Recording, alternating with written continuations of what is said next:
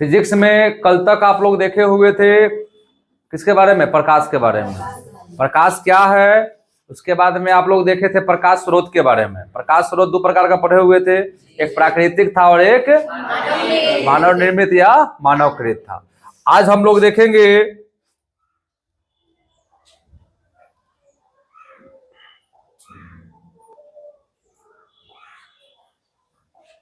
चलिए आज हम लोग को देखना है, चैप्टर तो वही चल रहा है।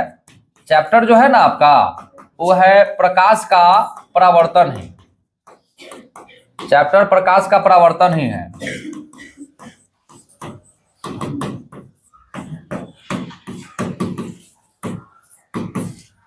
इसी में हम लोग आज पढ़ने वाले हैं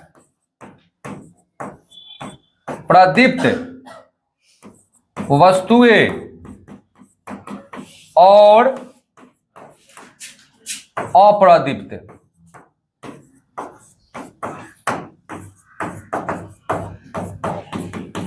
प्रदीप्त वस्तुएं या प्रदीप्त को हम कहते हैं दीप्तिमान।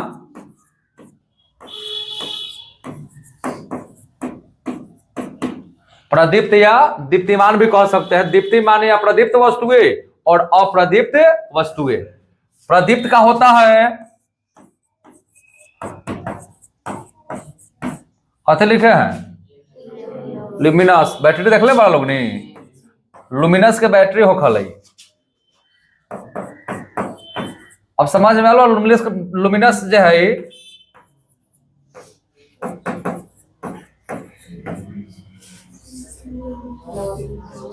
प्रदीप्त, लुमिनस एंड नॉन लुमिनस।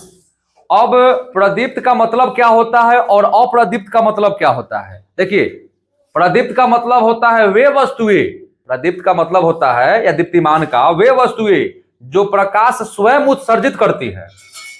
वे वस्तुएं जो प्रकाश स्वयं उत्सर्जित करती है उसे हम कहते हैं प्रदीप्त या दीप्तिमान वस्तुएं। वे वस्तुएं जो प्रकाश स्वयं उत्सर्जित करती है उसे कहते हैं प्रदीप्त या दीप्तिमान वस्तुएं। जैसे में क्या हो जाएगा तो सूर्य का प्रकाश, जलता हुआ ट्यूब, जलता हुआ मोमबत्ती, जलता हुआ बल्ब, ये सब दीप्तिमान है। ये सब क्या है? यानी ल्यूमिनस है। अब ल्यूमिनस बैटरिया पर देने का मतलब समझ रहे हैं?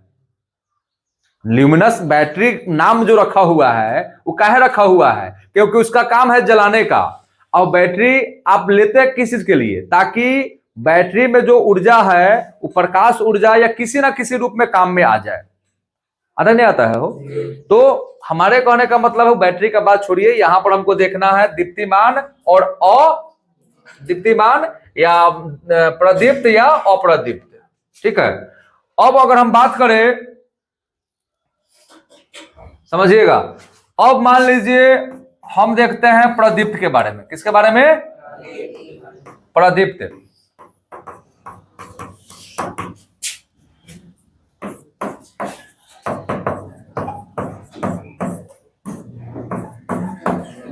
ये तो आपको अब समझ में आ गया प्रदीप्त वस्तुएं क्या होता है।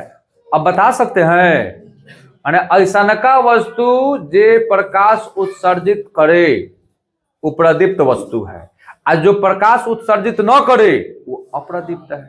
कोई दिक्कत? माने वे वस्तुएं जो स्वयं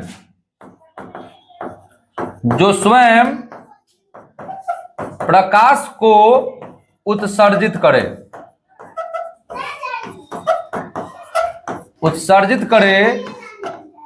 उसे प्रदीप्त वस्तुएं कहते हैं। उसे क्या कहते हैं? प्रदीप्त वस्तुएं कहते हैं। जैसे में क्या है तो जैसे में हो जाएगा आपका सूर्य का प्रकाश। सूर्य का प्रकाश है, जलता बल्ब,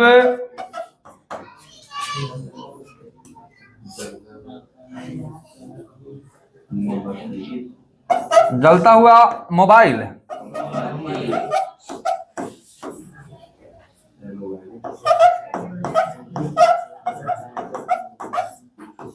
आजकल के लड़का कुछ याद रहे चाहे ना रहे, मोबाइल जरूर याद रहे। माने ट्यूब जलित नहीं दिखाई दे रहा है, बल्ब नहीं दिखाई दे रहा है, लेकिन मोबाइल जलित दिखाई दे रहा है ना।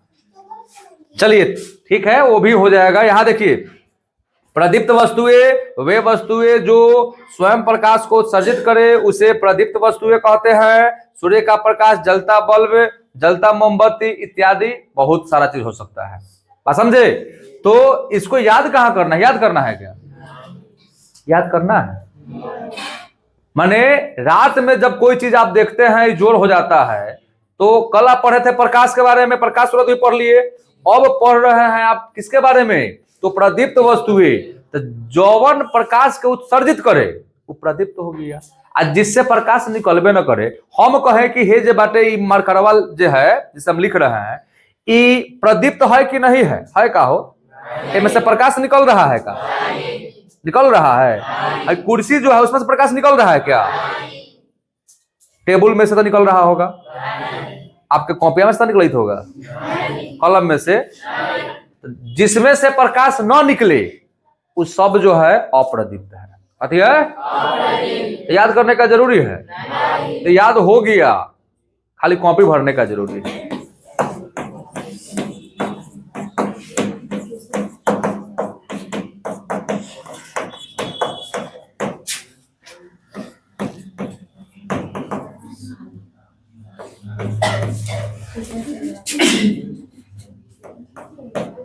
ध्यान दीजिएगा, वे वस्तुएं, समझना ध्यान से, वे वस्तुएं जो स्वयं कोई प्रकाश